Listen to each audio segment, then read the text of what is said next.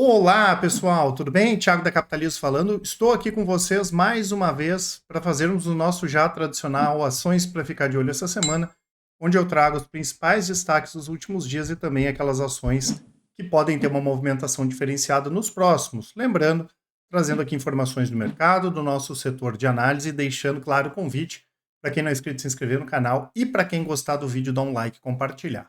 Vindo direto aqui para os destaques da economia brasileira e mundial. A última semana foi bastante movimentada. Tivemos a divulgação do IPCA 15 aqui no Brasil, que veio um pouquinho acima do esperado. O IGPM, que mais uma vez voltou a mostrar deflação. E o PIB aqui ficou praticamente zerado, ou seja, permanecemos com aquele cenário que a gente já vem comentando desde fevereiro, março de 2023, que é o arrefecimento da inflação, a economia não crescendo muito, que não impacta para a inflação piorar, com isso caminho aberto para o BC, Banco Central Brasileiro, cortar juros. Nos Estados Unidos, a gente tem uma situação um pouquinho parecida, com alguns indicadores mostrando a economia ainda forte, como o PIB, que subiu 3,2% no quarto trimestre de 2023. Porém, a gente olha os principais indicadores de inflação, inclusive de inflação consumidor, os números mais fracos aí desde 2021. Como a gente entende que não tem muito mais para melhorar, para onde melhorar a economia americana, e com esse arrefecimento da inflação, esperamos ainda no primeiro semestre um indicativo mais claro de queda de juros por parte do Banco Central americano. Essa semana vai ser bastante movimentada também. Nós temos algumas empresas divulgando resultados, né? Aqui no Brasil, a Alupar, PetroRecôncavo, Raia Drogasil, a IOSP, temos aqui a Arezzo também divulgando resultados, Magalu, quarta-feira, vai divulgar resultados, né? A própria Petrobras também divulgando resultados, e temos a divulgação do payroll na próxima sexta-feira, que é o principal indicador quando a gente fala em mercado de trabalho americano, que dá mais indicativos do que o Fed pode fazer com os juros nas próximas reuniões. Então, em relação ao mercado, né, pessoal, o Ibovespa fechou estável, queda de 0,18, no ano cai 3,73, e DIV subiu, o índice de small cap subiu também, mas ambos caem no ano. O SP em reais subiu 0,19, no ano ele sobe quase 10%, o dólar caiu, no ano sobe 2%. O Bitcoin, né, o principal destaque aí no mercado financeiro, no ano sobe quase 50%, e o ouro subiu 7,93% na B3, sobe 10% em 2024. A gente já vinha comentando, a gente gosta do ouro, né, para compor carteira. O ouro estava devendo bastante aí nas últimas semanas. Em relação ao gráfico, para a gente entender como estão as tendências de curto prazo, temos aqui o Ibovespa segue em tendência de alta, de médio prazo, em tendência de alta de curto prazo também, para cima 134 mil pontos e para baixo 120 mil pontos, né, ainda, mas não tem como falar em baixa hoje do mercado brasileiro. Temos aqui o IVVB, que poderia ser o nosso SP em reais, também em tendência de alta, rompeu o canal de alta para cima, tendência a buscar mais altas aí nos próximos dias, lembrando que ele sofre com a influência do dólar, que permanece lá naquele mesmo patamar lateralizado que a gente já vem comentando aí há bastante tempo, para cima 5,20, para baixo 4,70, mas está no meio do movimento aqui sem tendência definida para a moeda americana. Na última semana tivemos alguns destaques aí de alta e de baixa. A Oi, que tinha subido na semana anterior, basicamente com aquele movimento, né, do fundo do Tanuri voltando para a empresa, mas que continua numa situação bastante delicada. A mesma coisa em relação à Aeres, divulgou resultados ruins, que já era esperado, mas os resultados vieram piores ainda do que a gente, inclusive, esperava. Queda na receita, pior no resultado financeiro e os níveis de produção muito fracos. E como a Aeres tem poucos clientes, eles dependem de fechar mais negócios com os mesmos clientes.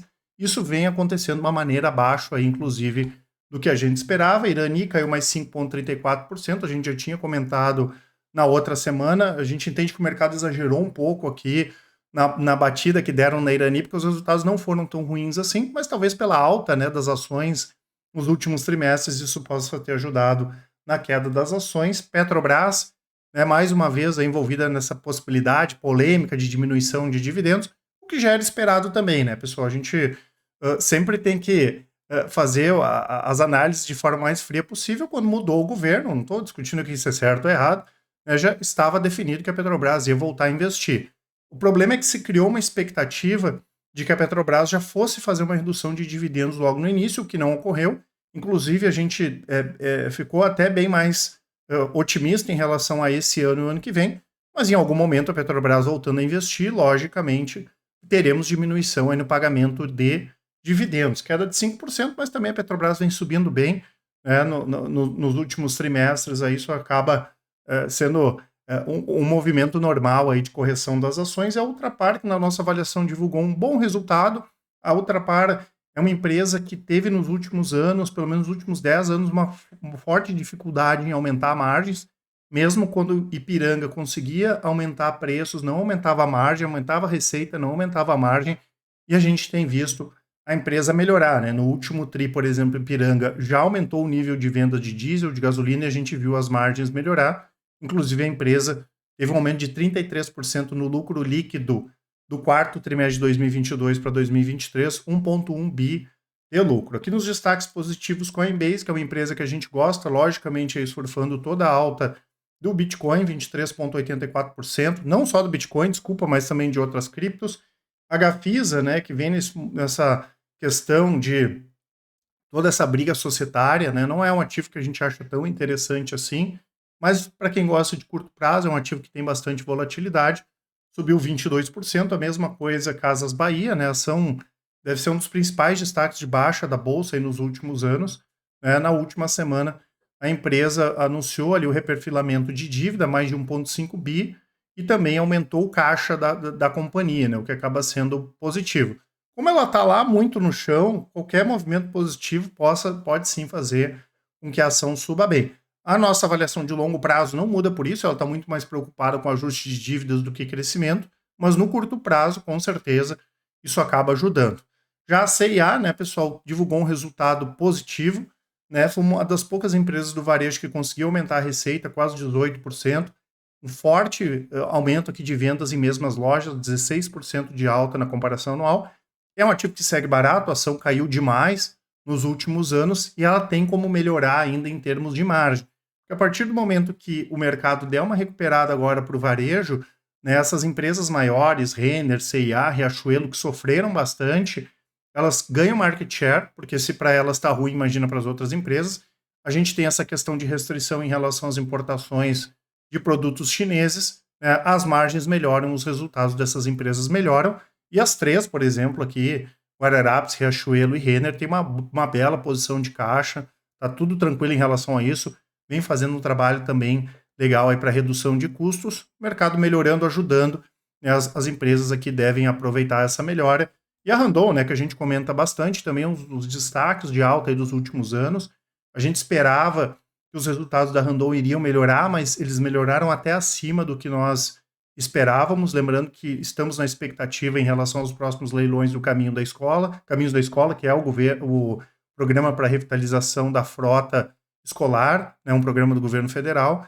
Ainda assim, né, a Marco Polo fez um trabalho belíssimo nos últimos anos, especialmente após a crise, para conseguir reduzir custos, readequar a questão da produção. O mercado lá fora já vem desempenhando melhor. Com isso, a receita subiu 15%, chegando a 2 bilhões no quarto tri de 2023, e o lucro líquido subiu quase 3%, chegando a 272 milhões. E como é uma empresa que tem uma baixa necessidade de investimento nesse momento, ela vai acabar distribuindo também bons dividendos. Vou deixar aqui para quem não baixou, pessoal, o último dia do nosso e-book, Relatório Grátis onde investir em 2024. Material bem interessante, informações aqui na descrição do vídeo. Aqui temos algumas empresas que anunciaram pagamento de dividendos, a Datacom, né, pessoal, que é a referência para pagamento, Auren, Gerdau e Metalúrgica Gerdau, dia 1º. Então, quem ficou com as ações, né, do dia 1º para o dia 4, vai receber esses pagamentos de dividendos, né? Vale aqui a Datacom dia 11, 10 do 4, Telefônica e Caixa aqui no próximo dia 26 do 4. Quero destacar outras empresas aqui, né, pessoal?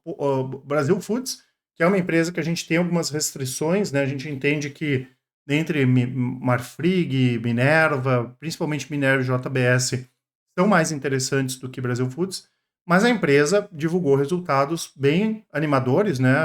A gente brinca que desde que a Sadia juntou com a Perdigão, a empresa vem apresentando vários problemas, talvez esse tenha sido um dos melhores trimestres em termos de recuperação da empresa. Claro que tem um longo trabalho ainda para ser feito, porque o endividamento ainda é muito grande, mesmo com a capitalização recente da empresa, com a entrada de Marfrig, mas a gente teve fatores positivos, né? Melhora das margens, a receita praticamente estável e diminuição de custos, né? Tanto quando a gente fala de resultado financeiro, porque à medida que esses aportes, esses aumentos de capital diminuem a dívida da empresa, ela vai ter que gastar menos com juro.